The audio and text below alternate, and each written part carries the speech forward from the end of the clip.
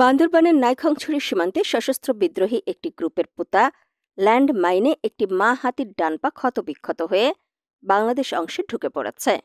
হাতিটি ৭ দিন ধরে সীমান্তের নো ম্যানস ল্যান্ডে আহাজারির পর ২২ সেপ্টেম্বর সকালে বাংলাদেশ সীমান্ত সড়ক পেরিয়ে একটি গ্রামে ঢুকে ধানক্ষেত ও পানের বরজ নষ্ট করে।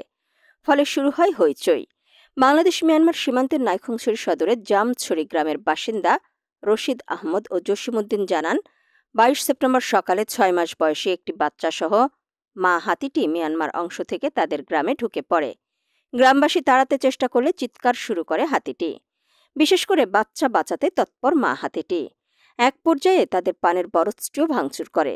শেষে একই দিন মধ্যরাতের দিকে গ্রামের আরও লোকজন জড়ো হয়ে শোরগোল করতে থাকলে এটি পুনরায় অদূরের নোম্যান্স ল্যান্ড এলাকায় চলে যায়।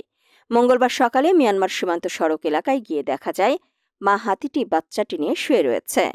মাঝে মাঝে চিৎকার করছে পায়ের যন্ত্রণায়। সচেতন মহলের মতে, মিয়ানমারের জান্তাবিরোধী বিদ্রোহী আরাকান আর্মি আন্তর্জাতিক আইন লঙ্ঘন করে জিরো লাইনে শত শত স্থলমাইন পুঁতে রেখেছে, যাতে প্রতিনিয়ত কাঠুরিয়া ও বন্য প্রাণী হতাহত হচ্ছে।